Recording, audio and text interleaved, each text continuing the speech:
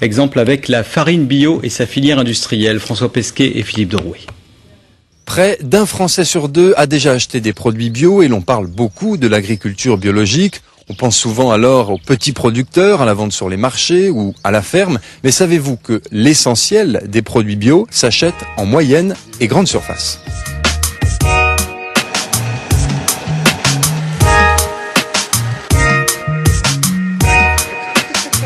C'est donc à la filière industrielle ou filière longue du bio que l'on s'intéresse ce soir avec cette question: peut-on produire des produits bio en quantité industrielle? C'est ce à quoi nous allons tenter de répondre. Bonsoir et bienvenue. Stéphane Lefébure est agriculteur depuis 20 ans, mais en 1997, il a décidé de passer au bio. Il produit notamment quelques 60 tonnes de blé par an, mais en respectant le principe de la rotation des cultures. Ainsi, il laisse toujours un champ en prairie afin que les plantes dites légumineuses qui y poussent, comme le trèfle ou la luzerne, enrichissent naturellement le sol. Ça aussi, l'autre avantage d'assainir sur le plan des maladies, c'est que vous cassez le cycle des maladies des végétaux en faisant ces prairies-là. Quand on fait un blé derrière 2 ans ou 3 ans de prairie, on a systématiquement une culture qui est propre. Là, vous pouvez regarder, il n'y a pas de mauvaises herbes dans mes parcelles, j'ai pas besoin de désherber, quoi. Pour lui, il est possible de réaliser une production bio en grande quantité à condition d'en conserver le principe. Produire de qualité en bio, c'est facile. Il suffit de prendre, pour du blé, vous prenez une variété de blé de très bonne qualité, et puis vous faites une très bonne rotation, en commençant évidemment par de la prairie. Si vous faites ça, c'est pas le fait de le faire sur 1 hectare ou le faire sur 20 qui va changer les choses, quoi. Alors, entre-temps, nous avons rejoint Jean Terrel. Bonsoir. Bonsoir. Donc, vous êtes conseiller agricole en bio au groupement des agriculteurs bio de Haute-Normandie. Oui. Quelle proportion occupent les produits bio dans la consommation totale de produits ?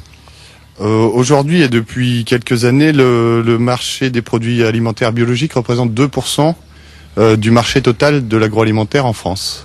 Alors, la filière industrielle ou longue, comme vous dites, du bio se développe. Qu'est-ce que ça implique pour vous? Qu'est-ce que ça change pour les agriculteurs bio? Alors, ce que ça change, c'est qu'en termes de demande, on est obligé aujourd'hui de répondre à un marché en croissance. Donc, on est obligé de multiplier les opérateurs, notamment les agriculteurs. Et une légère industrialisation des circuits fait qu'il va falloir produire plus de produits biologiques. Ça passe par quoi, ça? Comment on produit plus? On produit plus en multipliant les petites exploitations de surface moyennes qui sont parfaitement adaptées à la pratique de l'agriculture biologique.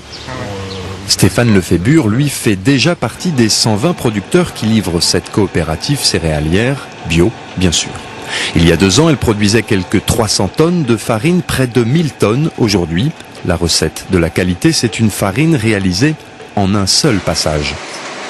Le grain arrive au centre du moulin et il est progressivement écrasé, donc broyé grossièrement avec les grosses rainures là, du début de la meule. Et au fur et à mesure, il transite par force centrifuge et arrive sur les plus fines rainures. Et là, on arrive à la farine parfaitement fine. Avec ce système de meule, on préserve le germe du blé, qui est essentiel sur le plan qualité, quoi. Le revers de la médaille, c'est que ces meules-là travaillent assez lentement. C'est de l'ordre de entre 25 et 50 kg à l'heure. Donc, effectivement, il faut beaucoup de meules pour faire des gros volumes, quoi. Actuellement, la coopérative livre les magasins spécialisés, mais pourquoi pas demain les grandes surfaces. Un produit fabriqué en grande quantité revient toujours moins cher et peut-être lui-même vendu moins cher. On ne fait pas les mêmes rendements en bio sans tous les artifices des produits chimiques qu'en conventionnel.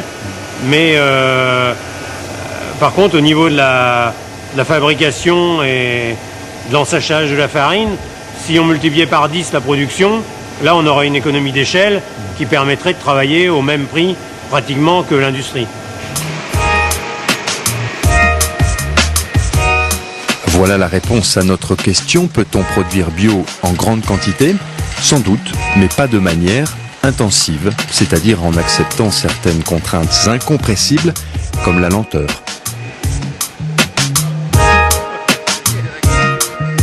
Voilà, c'est la fin de ce focus consacré à la filière longue du bio. Je vous rappelle ce chiffre pour finir. L'agriculture biologique en France occupe près de 2% de la surface agricole utile, seulement 0,4% en Haute-Normandie. Le sport, c'est bon pour la jeunesse, d'où cette journée de découverte organisée aujourd'hui à Ménil-sous-Jumièges par l'Union sportive de Lancey